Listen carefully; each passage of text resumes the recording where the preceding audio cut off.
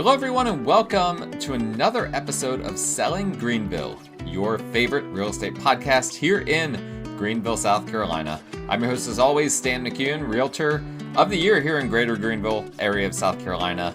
And you can find all of my contact information in the show notes if you need to reach out to me for any of your real estate needs. Just a reminder, as always, please like, rate, review, subscribe, all of those good things to the show to make sure that you don't miss more of this content. We've got some great episodes here to close out the year. Really excited about that. And I'm really excited about this next year as well. It's going to be another year of podcasting, right? My sixth year of doing this podcast is what 2026 is going to be. I started this podcast right before the pandemic in 2020, and we've been going strong every single week. So many of you guys listen every single week, and I really appreciate each and every one of you. And I really hope this Christmas season, this holiday season, is a great one for everyone. Next episode, for next week, I intend to wear a nice ugly sweater if I remember, so I'll make sure to show that off to you guys watching on YouTube. And by the way, if you don't watch on YouTube, these next few episodes are good ones to watch on YouTube, in my opinion, if for no other reason than to see my ugly sweater next week. But this week, we'll be talking about the market stats, and then we'll be reviewing, I believe next week, the bold predictions that I made for 2025. How well did I do on those? And then I'll be making the week after, the final episode of the year, my bold predictions for 2026 and what I think is going to be happening in this upcoming year. So lots of good content for you guys, and I hope you guys tune in. Let's jump right into the market stats. So we are recording this in December the 16th. So we just now got the market stats for the month of November. I was kind of sweating this one out because the entire end of year strategy for me depended on me having access to this data this week. Well, normally I would have recorded this podcast yesterday, which was Monday. I didn't have this data yesterday until late last night. It finally came in late last night, way too late for me to record a podcast. I don't like to record at night, especially when it's dark so early, right? We're quickly approaching the winter solstice, which is the shortest day of the year. And so yeah, anyway, well, I guess it's not the shortest day of the year. It's the least amount of daylight. I don't know. I don't remember. I need to go back and I need to brush off my dad weatherman, part of me, which, by the way, I have a weather station. This is a complete aside here. I have a weather station at my house. It's something I'm very proud of. It measures the wind, the temperature, the rain, all of that. And the other night when we had that cold front come in, I looked back and it got down to 16.5 degrees. And the wind chill there was a decent wind chill as well, because it was windy on top of that, somewhat windy. And so we had a teen temp drop here in Greenville in the month of December. That's pretty rare. Usually we get those, after the new year, if we have them at all. It doesn't normally go below 20 degrees around here, but it does every now and then. So we had a real cold one the other night. Thankfully, I don't know anyone whose heat went out or anything like that, so we're good to go there. All right, jumping into the market stats. And we're going to start right at the top with new listings. New listings up 19.3% for the year over year. Let me actually look up something real quick.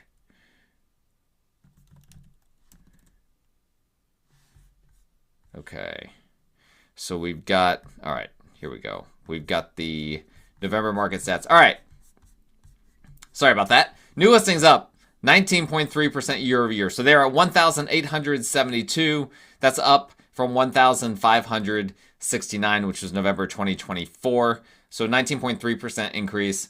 However, for the entire year, that's a big increase. For the entire year, about half the months this year have been over 20% increase. So in comparison to some of the other months this year, that's not necessarily a huge increase, but this has been one of the stories of this year, right?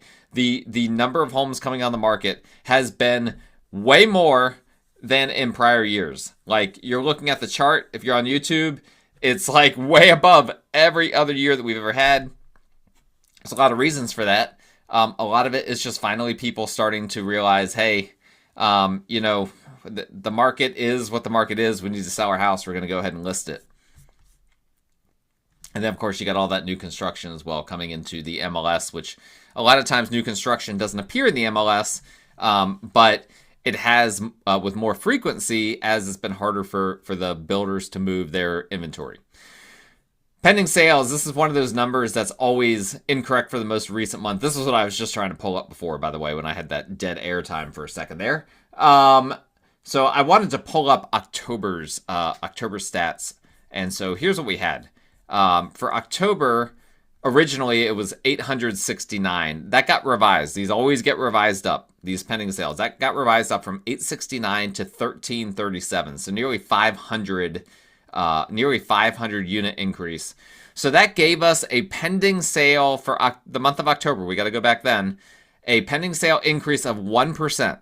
Very small percent increase from 1,324 in November of 24. In October of 24 to 1,337 in October of 25. So now they're projecting 757 pending sales unrevised for the month of November. So that's going to get revised upward by roughly 500-ish units again.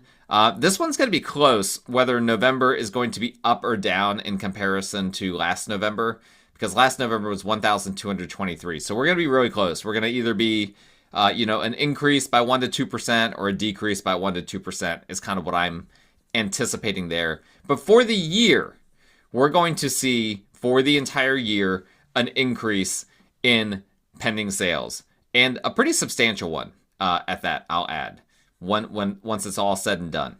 Because right now, it's showing a 3.9% 12-month average. But that's factoring in that the November number is way off. So we're going to see some increases there. So a lot more listings, but also a lot more pending sales. Now, pending sales don't always mean closings. And, if you look at the trend, we are still below where we should be in terms of where things were trending before the pandemic. Pending sales should be higher than they are right now. But this is the reality of the situation where we are. Now, closed sales, this is really more of a metric for what's actually happening in the market, right? Because closed sales, these are what are actually closing. And these are way behind the pre-pandemic and even post-pandemic until the mortgage rates thing happened. These are way behind the trend line where they should be. But November's closed sales was a decrease. We've had a couple of decreases this year. We had a year-on-year decrease in August. Now we had one in November. This is a pretty big one, a 4.8% decrease in closed sales from November of 2024, which had 1,281 closed sales. It went down to 1,220 closed sales in the month of November. I think that's just because we had such a strong September and October. So many closings happened. September was up 21% year over year. October was up 11% year over year. And so we just had things that normally would have closed back in November. They just closed earlier in the month of October. And I think that we're going to have a pretty strong December. Now, I don't know if we're going to have as strong of a December as we had last year. Last year, you can actually even see on the chart this big upswing. And the December upswing happens just about every year. If you look at these, this is all the people, getting in those closings before the end of the year.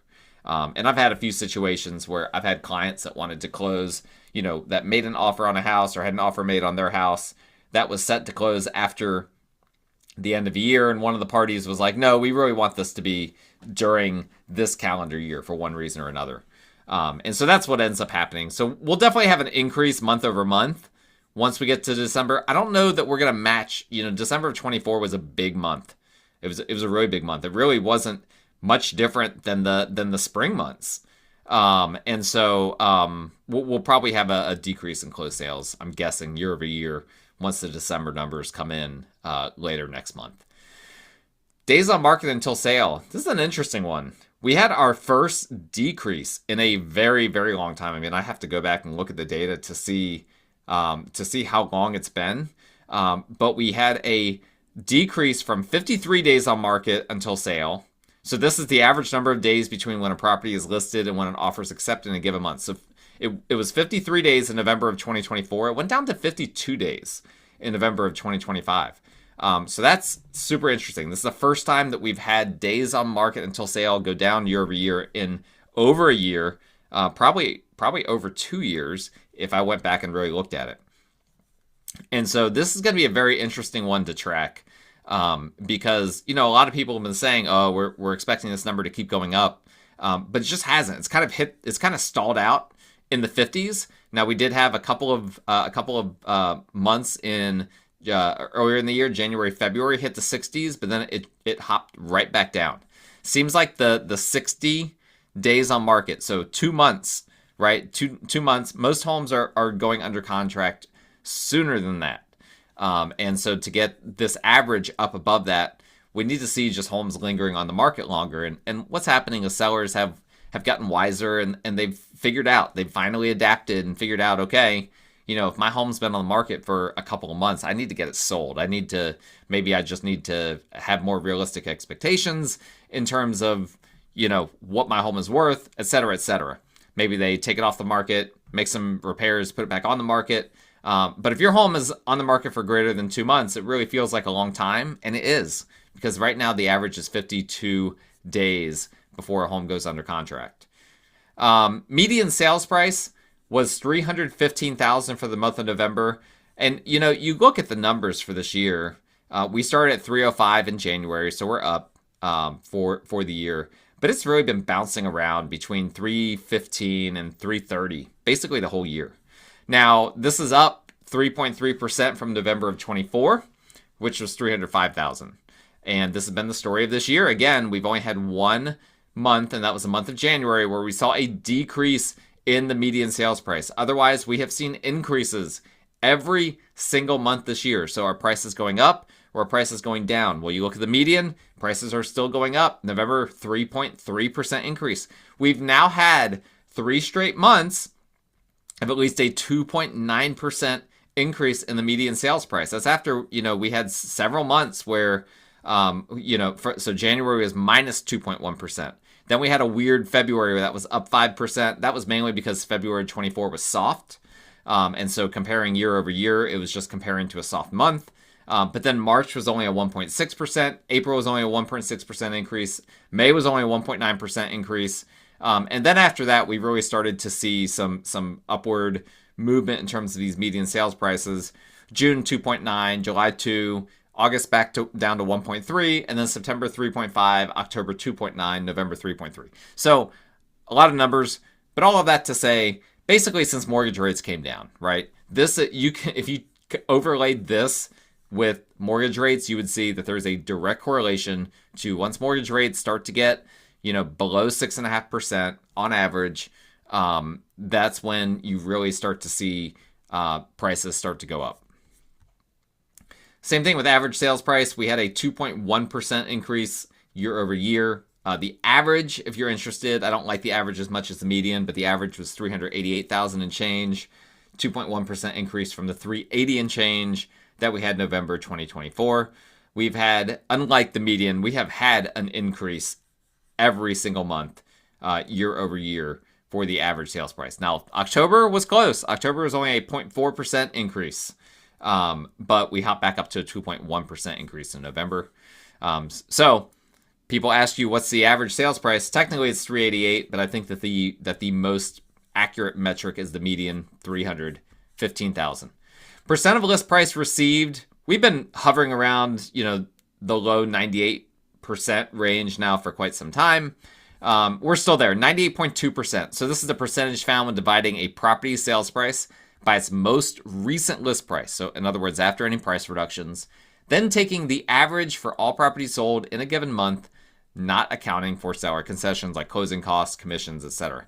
All right, so this just takes whatever that last list price was and just divides it by what the home ended up selling for, and you come up with 98.2% on average. So you list a home for $100,000. Reasonably speaking, you expect to get $98,200. Well, how does that compare to last year? November of last year, 98.3, right? So yeah, slight decrease. That's really a meaningless decrease.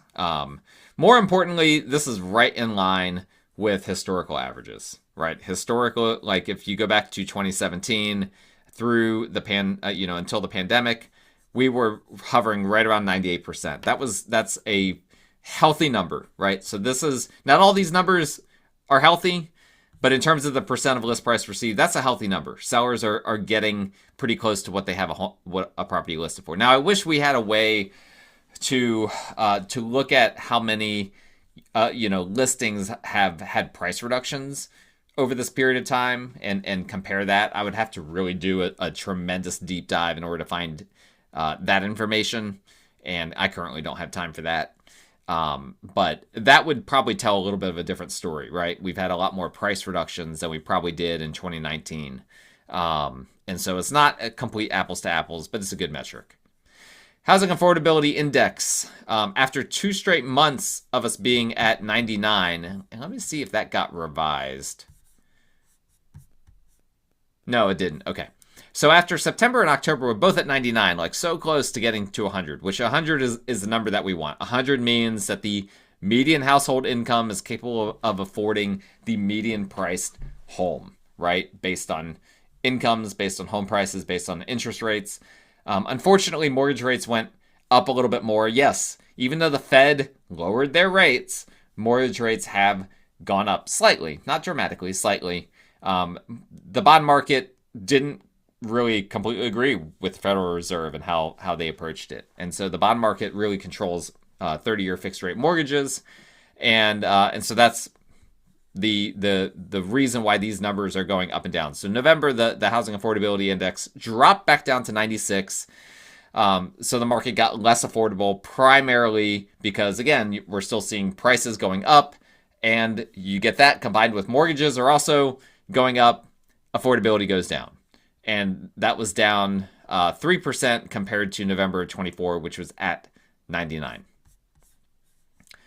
Inventory of homes for sale. This is another number that always gets revised. So let's look at October for a second. The unrevised October number was 6,601. That got revised down to 6,096. So this is pretty common that it'll get revised down by about 500 to 600 units, right? So that was pretty close to 500 units. Very similar to when we're looking at the pending sales number. And so that ended up being a 34.1% increase, which is, by the way, the largest increase of the entire year. That's the largest increase that we've seen in maybe since I've done this podcast. 34% increase from October of 2024, which was 4,547 homes for sale at the end of that month. So up from that to 6,096. Huge increase, right? October, a lot of homes on the market. If you're a buyer, you love it. You've got more options than you've had in quite some time. Now, the November number came in at 6,393. So basically 6,400. So that's going to get revised down to probably like 5,900-ish, 5,850, something like that. But that's still going to be a big increase over November of 2024, which is 4,409. It won't be, I don't think, the 34% increase. I think it'll probably be closer to 30%, which is what we've had. That's kind of been where we've been tracking for the past several months. But you can see this is one of those things where it just keeps going up. I do think we're going, obviously this is going to, if my prediction is accurate, whereas this final dot, if you're looking on YouTube, that's going up is actually going to start curving downward after this gets revised. That's what I think will happen. But we're still historically higher than we've been since 2011 in terms of just at a snapshot, at a glance, how much inventory do we have on the market? So this is, again, one of the stories that has told us what's going on in the market right now. A lot more homes for sale right now than there have been in over a decade, right? I mean, 2011, my 15-year-old was 1 year old in 2011. And that's the last time we had this much inventory on the market. It's crazy. It's crazy to think about. I wasn't getting much sleep when she was 1 year old. I wasn't even in real estate back then. There's like so much. I've experienced multiple lifetimes worth of stuff in the past 14 years.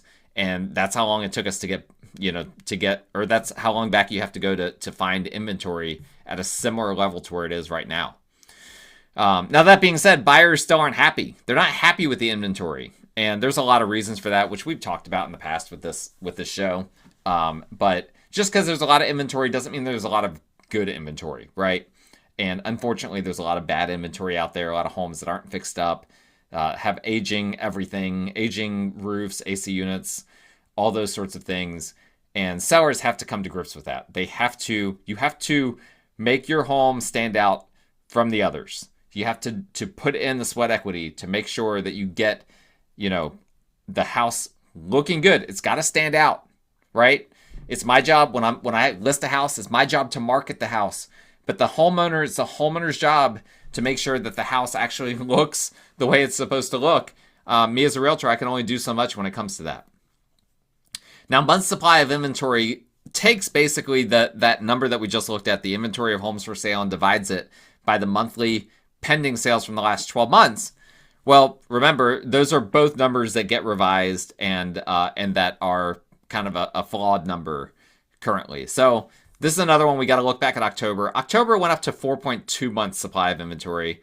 That's a big increase from October of 24. That was only at 3.3. That being said, I've told you guys for a long time, the tipping point for when this is like a true buyer's market, in my opinion, is 4.5 months supply. And that's because of the weird things going on with new construction. Most people would say it's 6 months. That old way of thinking is long gone. It's long gone. In fact, I was just talking to a client today that's looking at homes, and they were saying, this feels like a buyer's market.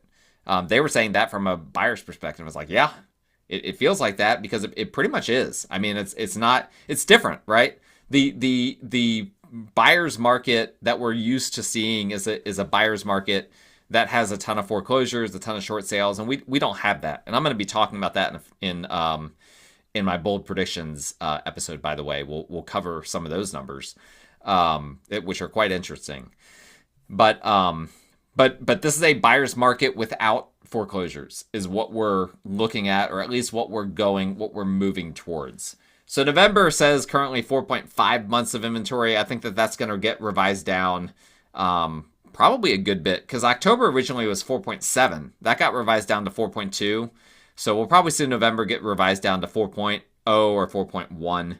So we're still in the low fours when it comes to month supply of inventory after all these things get revised. And so, kind of feels like a buyer's market, but like if we got to 4.5 months of inventory, it would really, really, like, it would be unmistakable. Nobody would be arguing like, we need to get to 6 months for it to be a buyer's market. No, everyone at that point would just be like, yeah, this is a buyer's market, right? That would mean a lot of demand would have to exit the marketplace in order for that to happen. And we've had supply outpacing demand. That's why these numbers have been going up, right? That's what happens. Supply outpaces demand. That means that month supply goes down. And so, it would for this number that's why it goes up. For this number to go up substantially more, because we kind of hit a wall here at 4.1, 4.2. So for that number to go up to 4.5, we need to see some demand erosion. And that could happen from a recession. That could happen from people getting scared about elections. That could happen from a lot of things. I think in general that we're going to see more stability in this upcoming year, but it's everyone's guess. But that's all for today's Market Stats episode. Thank you guys so much for listening or for watching. If you like this content, if you're on YouTube, please make sure you subscribe, hit that little bell that's like somewhere, in this general area.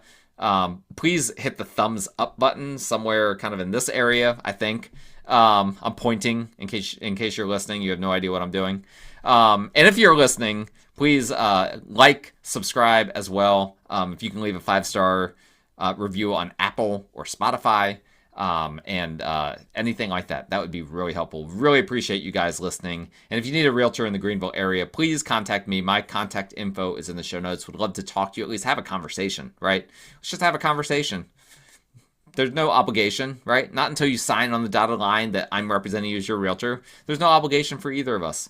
And so it's a free conversation. Hey, Or even if you want to have lunch, if you want to have coffee, something like that, let me know. I'm happy to do that too. So thank you guys so much for watching and for listening.